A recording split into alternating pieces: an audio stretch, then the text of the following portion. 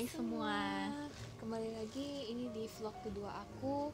Di vlog kali ini aku pengen bikin Q&A seputar kehidupan di Australia. Karena sekarang aku Cindy dan ini kakakku Jenny.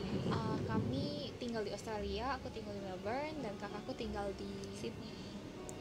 So di Q&A kali ini aku bikin kayak 5 pertanyaan buat kakakku dan kakakku bakal bikin 5 pertanyaan buat aku. So let's get started.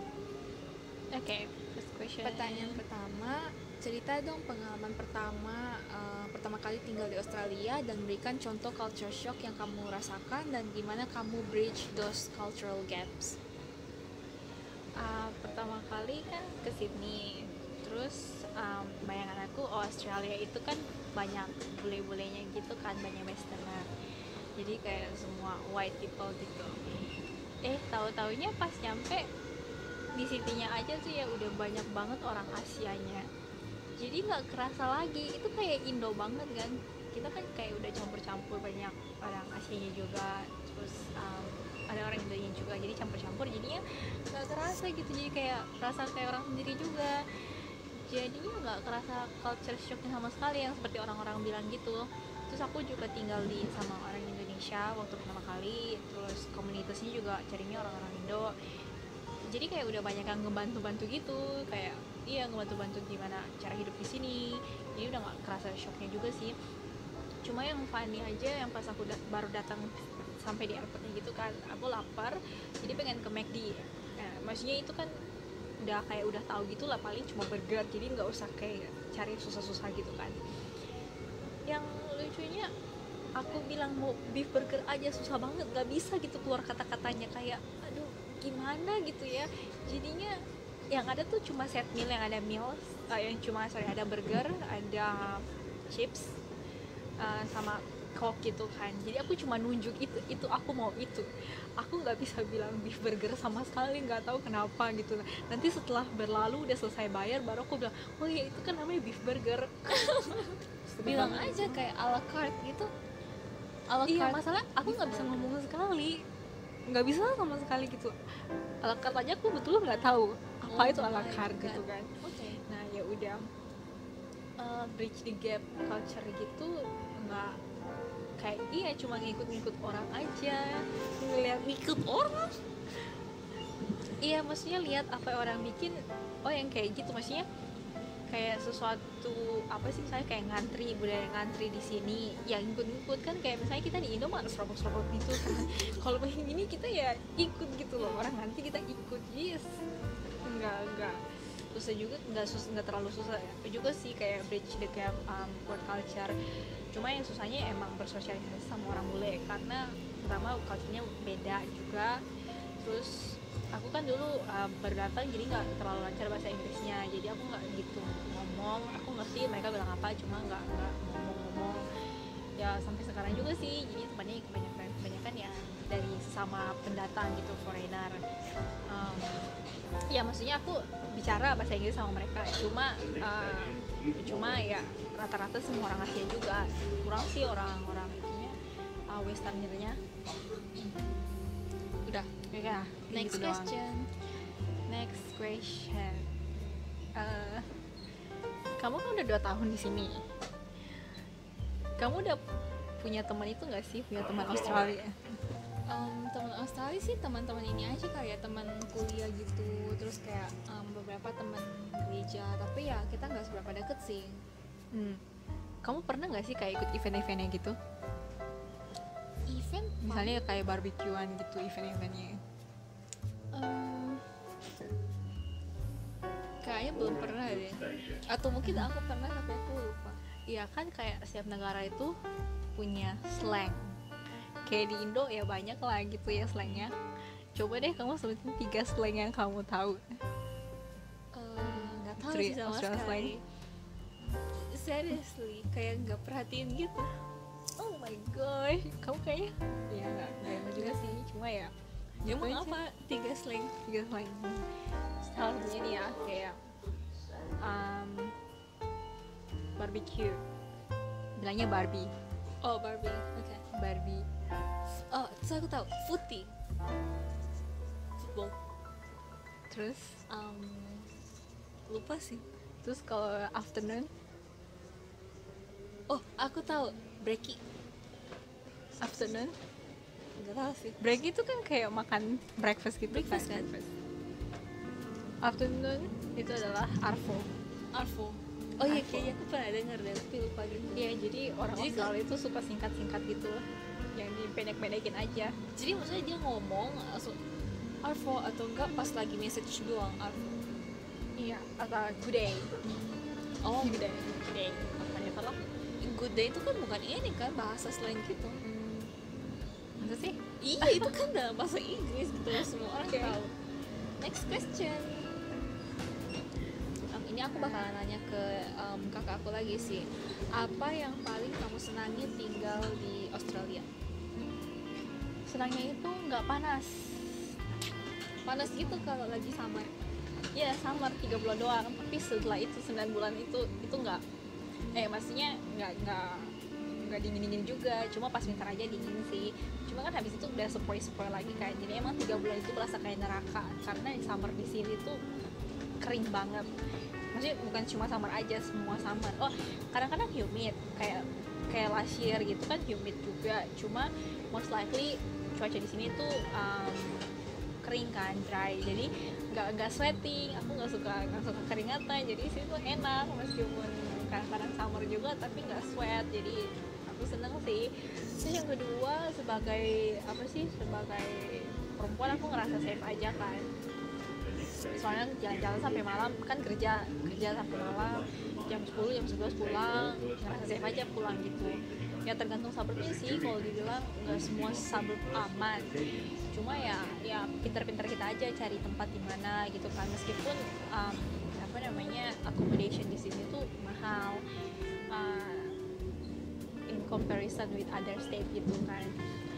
Terus apalagi ya, makan itu, karena Australia itu multicultural banget, jadi semua negara tuh ada di sini, jadi mereka tuh bakal buka restorannya, jadi kita tuh bisa nyoba-nyoba gitu kan. Itu yang paling aku demen, karena pas di Australia ini aku jarang banget cari makanan Indo. Aku lebih suka mencicipi masakan dari negara lain, karena menurut aku kan udah tinggal di Indo udah berapa tahun, masa sih ya sampai di sini nyari Indo lagi, kayaknya nggak gimana gitu kan. Terus yang ketiga, keempat ya gampang aja transport kemana-mana, bersih, terus maksudnya ya gampang aja gitu kan, kayak nggak harus di Indo kan harus naik kendaraan pribadi, menyusahkan kan, nggak semua orang bisa berkendara, terus ya tambah banyak polusi lah ceritanya gitu. Enak aja sih dibilang transportasinya. Itu aja sih yang bakal aku miss banget kayaknya dari sini, soalnya aku udah kayak terbiasa banget hidup masih independen gitu, kemana-mana sendiri, nggak ngerepotin banget. Cuma nanti ya di Indonya nggak tahu deh nyari transportnya gimana. Naik ini aja, naik metro mini. Iya kan, metro mini nggak lewat rumah. Transport Metro mini kan nggak lewat rumah. lewat kali, mesti Iyalah. kayak jalan ke depan bundaran HR. Jadi aku disuruh jalan beneran HR. Loh, Aku udah kan mati dari rumah. pingsan. Dari rumah ke Central Station naik apa? Jalan kaki kan? Dari mana Central Station? Dari rumah ke Chatswood Station gitu. Station. Ya Jalan jalan cuma kaki kan? 15 menit. Ya Cuma ini ke HR mahal mahal 15 menit. enak aja. Ya beda lah.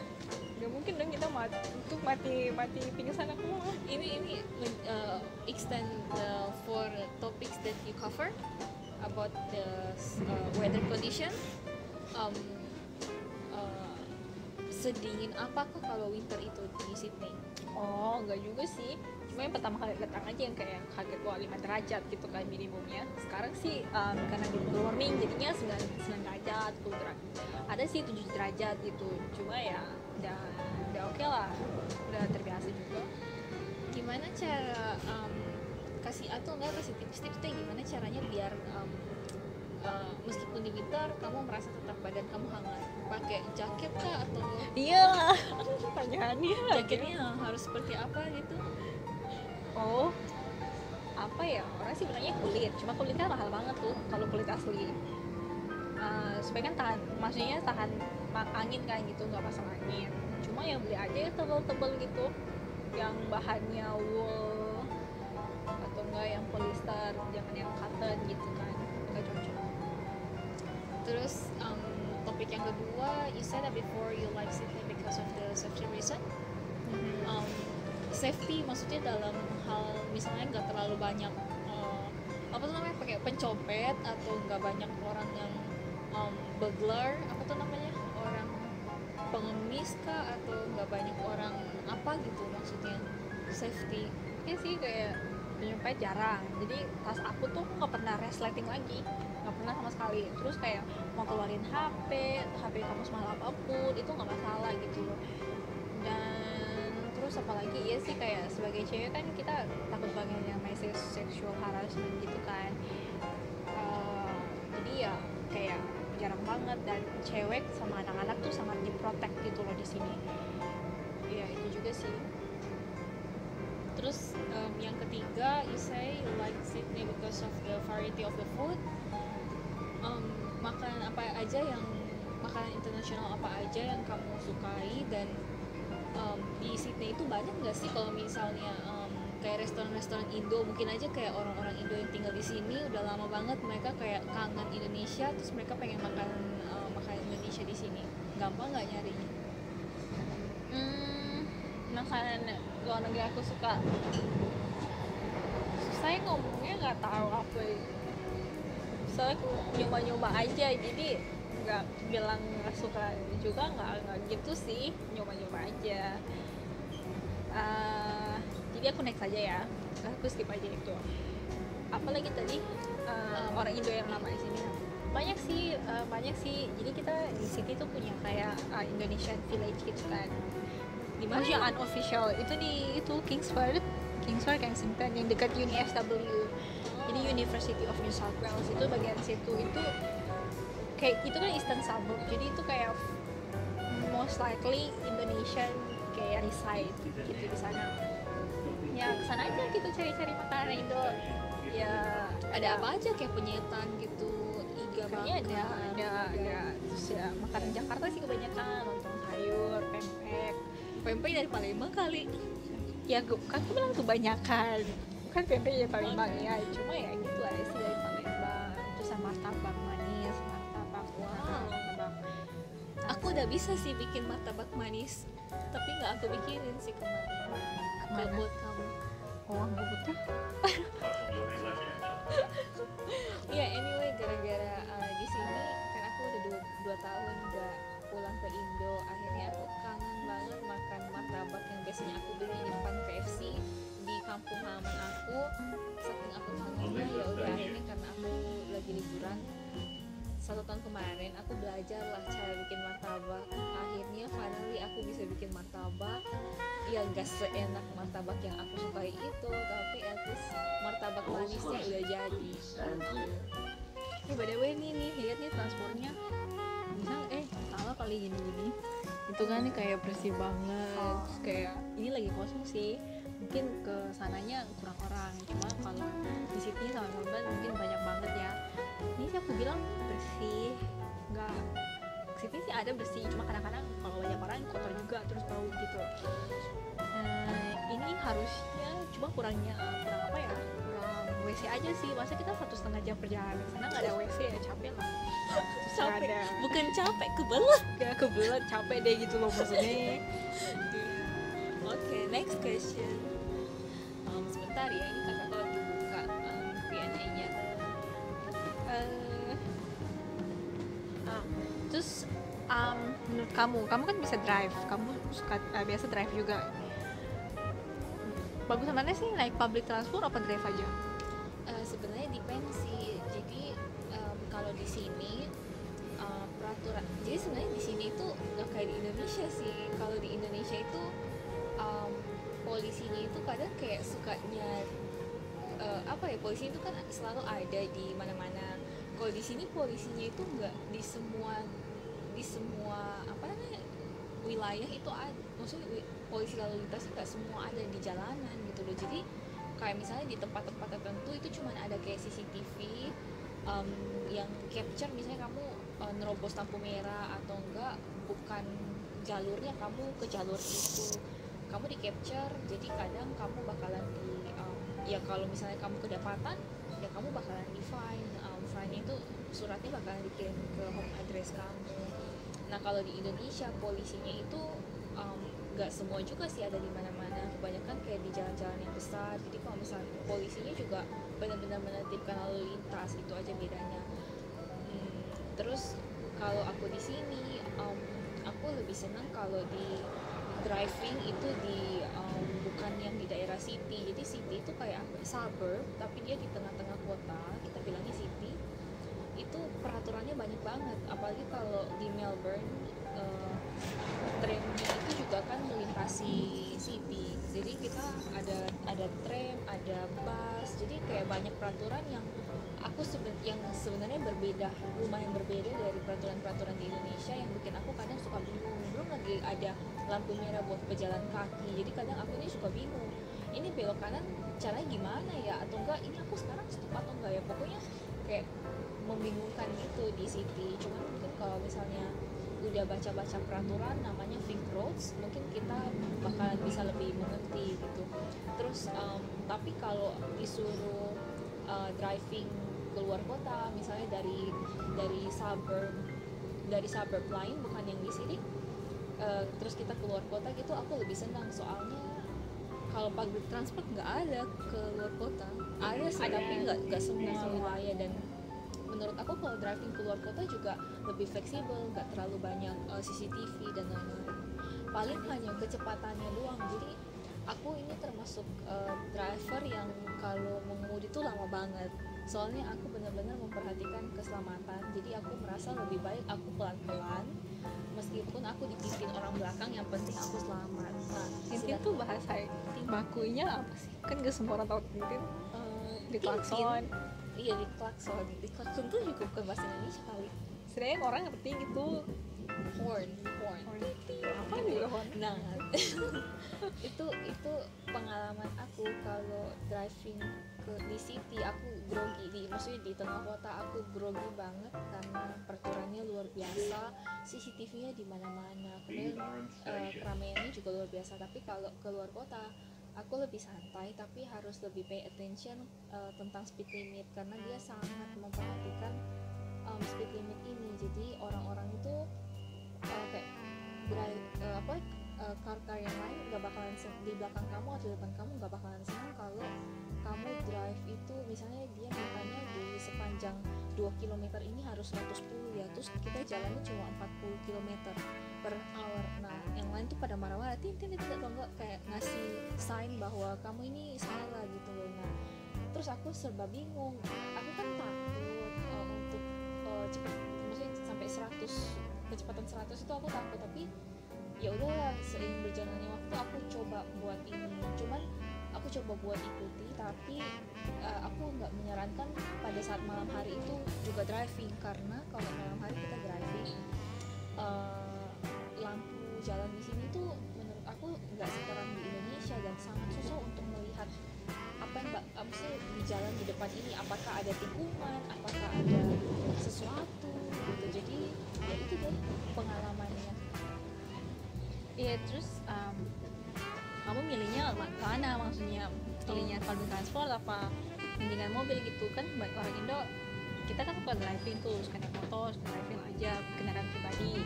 Cuma untung ruginya di mobil. Iya, again kalau di city, di daerah tengah kota, aku lebih senang. Kalau aku hanya mau ke daerah sana, aku lebih pilih untuk pakai public transport karena sangat nyaman banget, dan perjalanannya juga sama. Jadi misalnya dari rumahku di suburb lain di tengah kota itu misalnya memakan waktu 20 menit. Kalau kita driving juga 20 menit. Jadi menurut aku ya ngapain driving, aku naik public transport aja. Lagi juga di sini tuh nyari parkirnya susah banget. Selain susah banget, harga parkir itu bisa sekitar 80.000 sampai 100.000 per jam.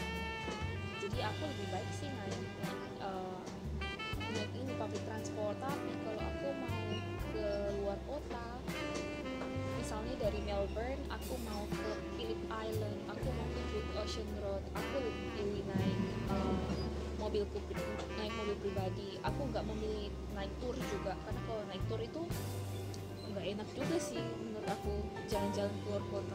Soalnya kayak naik bis dan gue nggak enak sih kalau naik mobil pribadi ke luar kota lebih Iya, karena tuh ikut tour kan banyak orang, jadi kayak kurang luas aja gitu.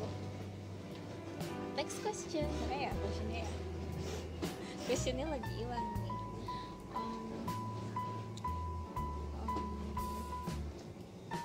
Terus setelah itu, ini gantian aku yang nanya apa Iya, kamu nanya? Berapa biaya pengeluaran per bulan kamu waktu itu sebagai kamu seorang mahasiswa dan sekarang sebagai pekerja kantor? Dulu pas sebagai mahasiswa, Itu 4 tahun lalu ya, sebagai mahasiswa. iya gue yang 4 tahun deh mahasiswa gitu. 4 tahun mahasiswa kan masih dibiayai orang tua, jadi ya ngirit-ngirit lah, ngirit-ngirit. Jadi kalau pengeluaran 1.500, gue yang less than antara 1.500 sampai 2.000 1.500 sampai 2.000 itu Per kalau bulan. kalkulasi ke rupiah itu sekitaran 15 juta sampai 20 juta. Rinciin dong apa aja pengeluarannya. nggak mungkin semuanya. Maksudnya kayak akomodasinya mainnya, kah? main. Itu sudah termasuk untuk apa nih kita ketemu cliff ya? Bukan kayak mountain gitu. Oke, kan? mountain. Oke, let's back to the point. Iya, jadi kayak mainly itu akomodasi, soalnya akomodasi gak mahal. Terus makanan nggak gitu juga sih. Aku lebih Akomodasinya berapa? Nggak mahal? Berapa ya toh? aku dapatnya 200 per minggu. Jadi sekitaran $800 $600 per minggu, which is 200 per minggu. 200. Berarti sekitar 800 per minggu, 800 per bulan, 800 AUD per bulan. Kalau dikalkulasi ke Indonesia itu sekitaran 8 juta rupiah. Terus transportasi, dulu kan pakai kartu bus, jadi banyak sekitar $40 apa $50, $46 kayaknya per minggu. Jadi berapa tuh ya, 120 atau 50 lah bilangnya, 150 per bulan. 150 per bulan, 150 Australia dollar per bulan. Kalau dikalkulasi ke rupiah itu jadinya sekitaran 1.500.000 rupiah. Terus apa lagi ya? Biaya ini kayak jalan-jalan atau biaya makan kamu. Nggak hitung tuh kalau soal makan dan itu, pokoknya mainly itu aja sih. Terus kalau kamu sebagai seorang pekerja kantor, biaya hidupnya sehari-hari itu lebih sudah kerja sendiri kan, jadi kayak punya berasa punya uang sendiri nih, terus kayak punya lebih banyak lagi, jadi spendingnya tuh ya sama aja sih kayak misalnya spending mainnya akomodasi, terus kayak harus bayar health insurance. Meskipun aku nggak selalu sakit, cuma ya menurut aku kan sendiri harus jaga diri sendiri juga, jadi health insurance penting. Terus transportasi juga kurang lebih $1.600 ya, $160 atau $1.600 per bulan. Terus yang lain-lain, kalau makan kan masak sendiri tuh ya bisa jadi $50 per minggu. Iya, $50 per minggu. Aku beli satu kali grocery shop buat 3 hari aja udah $100. Kamu sih belinya mahal-mahal. Nggak tahu tuh belinya apa, pokoknya $50. Kira-kira $50 sampai $70 lah per minggu, tergantung ya. Kalau misalnya seafood kan mahal, tergantung lo maunya daging apa, terus masaknya gimana. Ya buah-buah di sini segar-segar juga, enak.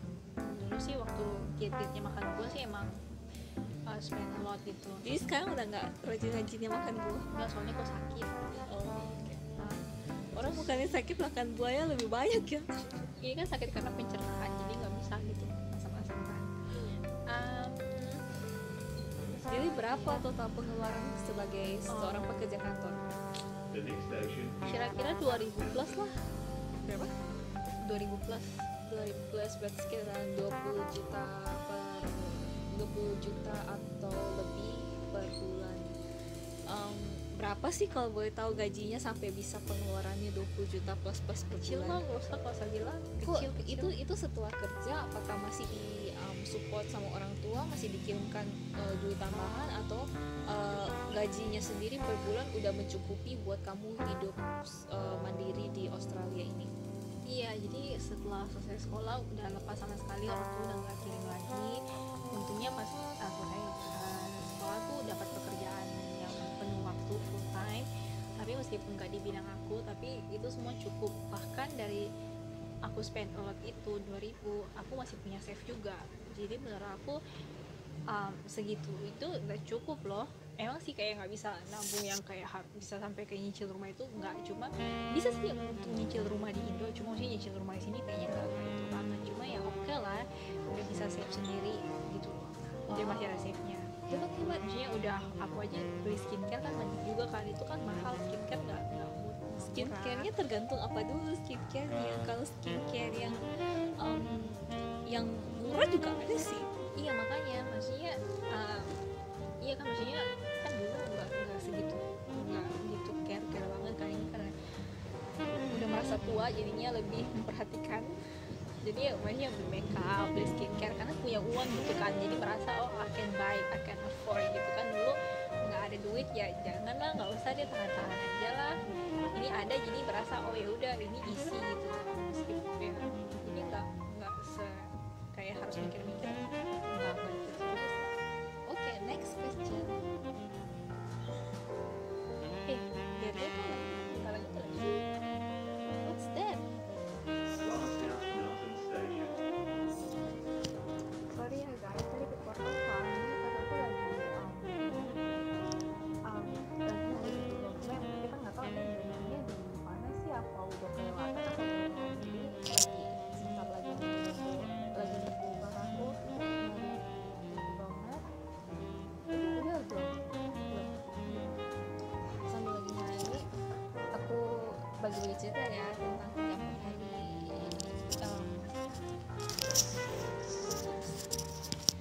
Nah, jadi aku mau bagi-bagi cerita 3-4 hari kemarin apa saja yang aku lakuin. Jadi ceritanya aku dari Melbourne dan kakakku dari Sydney. Kita lagi liburan di Brisbane, lagi liburan di Queensland. Jadi kita ke Brisbane, ke Gold Coast, ke Sunshine Coast, ke Byron Bay. Pokoknya kita ke beberapa wilayah di Queensland. Kita tinggal di sini kurang lebih 4 hari. Kita tinggal di Airbnb, murah banget. Per hari itu kurang lebih $50, sekitaran 500.000. Tempatnya bagus juga di daerah. Hah? 500. Tempat tinggal enggak lah, Berapa? cuma 217 doang. Oh ya? Iyalah, Bayar berapa sih 217. totalnya? Iya, 217 apa? dolar. Berarti 2 juta kan? Iya. Bagi 4 50 kan? 500.000 per hari. Allah, 200.000 itu 400 dolar. Sekitaran 500.000 per hari. Itu kalau bisa dibilang murah banget sih. Dulu aja aku tinggal di Singapura, ngekos per bulan, per hari itu bayarnya aja $60, 600.000 ngekos nih, 600.000 bayarin per hari. Which is menurut aku ini murah banget sih. Terus juga di sini hari pertama kita jalan-jalan di Brisbane, kita ke Chinatown, kita ke daerah City. Bagus banget tempatnya ya. Beda sama Sydney rame banget. di Melbourne juga rame.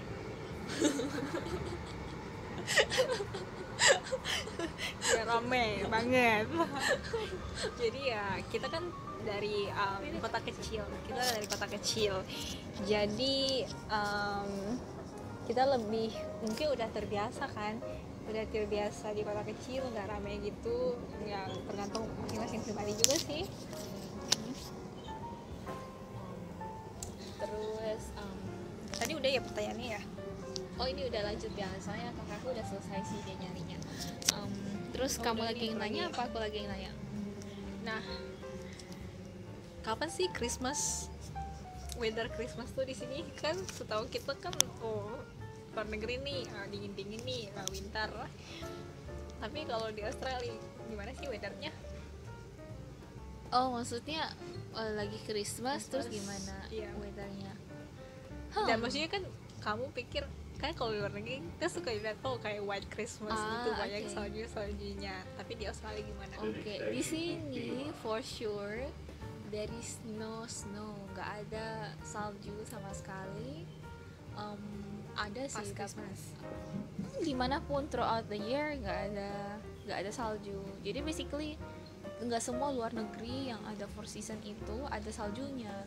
Di Australia ini ada musim dinginnya namanya winter, tapi nggak ada saljunya. Jadi ya, nah belum lagi winternya tuh di sini beda sama kayak yang di luar negeri yang kayak di Home Alone gitu kan. Suasana Christmas itu misalnya lagi film Home Alone itu suasana Christmasnya dia kan selalu ada kayak lagi snow gitu kan, snow terus lagi winter. Di sini tuh berbeda. Jadi winternya di sana itu bulan Desember, nah di sini winternya itu bulan Juli, which is kayak kebalik. Nah jadi pas Desember 25 Desember itu lagi musim panas, jadi ya kita nggak ada yang dingin gitu ya, kita ya pakai baju Christmas, tapi kita nggak perlu pakai baju kayak jaket dan lain-lain karena memang nggak lagi winter. Next question.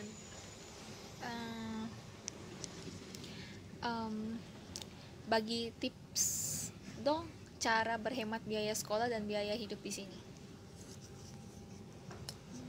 Biaya bersekolah. Maksudnya biaya hemat sekolah gimana? Ya mungkin aja bisa melalui beasiswa, atau kalau kamu pinter kamu bisa dapat diskon berapa persen gitu.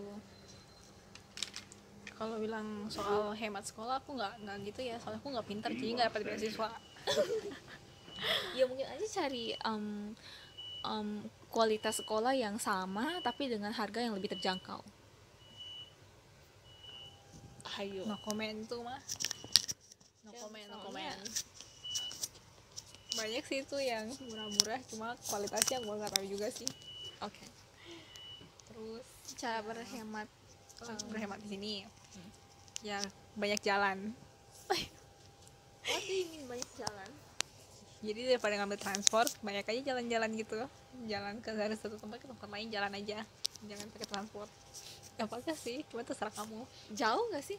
Tergantung, kalau kamu kuat jalan 30 menit, jalan lah 1 jam jalan. Atau enggak beli sepeda gitu ya?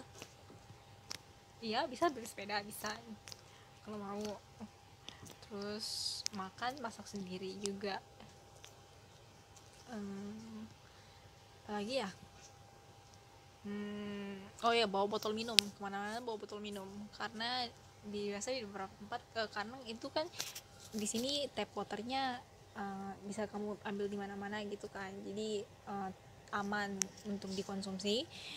Jadi bawa botol minum deh pokoknya, supaya nggak usah beli air lagi, karena satu botol yang 750 ml apa yang seliter itu bisa 70 sen sampai segelar 35 sen yang paling murah, Sekitaran 7.000 sampai 13.500 atau 15.000. murah sih. Di Indonesia juga segitu.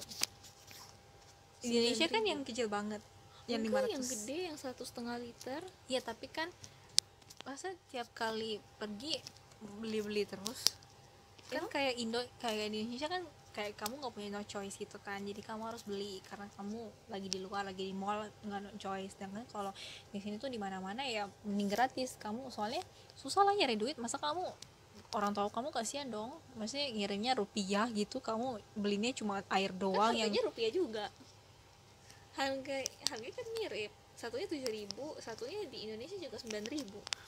enggak lah, nggak make sense. Pokoknya bawa botol air deh kemana-mana. Oke. Next question, ini dari kakakku ke aku. Doors closing. Please stand clear. Apa yang kamu paling suka selama 2 tahun kamu di sini? Well, sama aku spesifiknya di Melbourne ya, aku senang di sini nggak ada polusi. Di Indonesia aku senang sebenarnya back to nature, aku senang jogging. Di Indonesia aku lumayan sering nge-gym, tapi aku sebenarnya lebih senang kayak jalan-jalan pagi gitu. Dulu waktu aku di Indonesia, aku tinggal di Surabaya kan, di daerah perumahan, itu enak banget sih. Daerahnya villa gitu, namanya villa, dan memang kayak mostly di daerah yang memang agak di bukit. Jadi bukan di bukit sih, Di residential area. residential area, tapi bukan kayak apa ya, Jauh dari keramaian.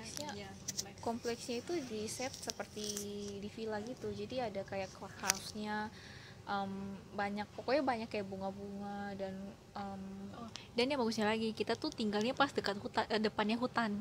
Jadi ya, itu alamiah bukan banget. hutan kali. Jadi kayak di set itu berasa lagi di villa gitu loh. Ada kayak bukit-bukitnya, ada kayak banyak pohon-pohon, pokoknya kayak gitu-gitu. Jadi aku senang banget, kadang suka jalan-jalan di daerah situ meskipun nggak lama juga sih. Nah, waktu aku di sini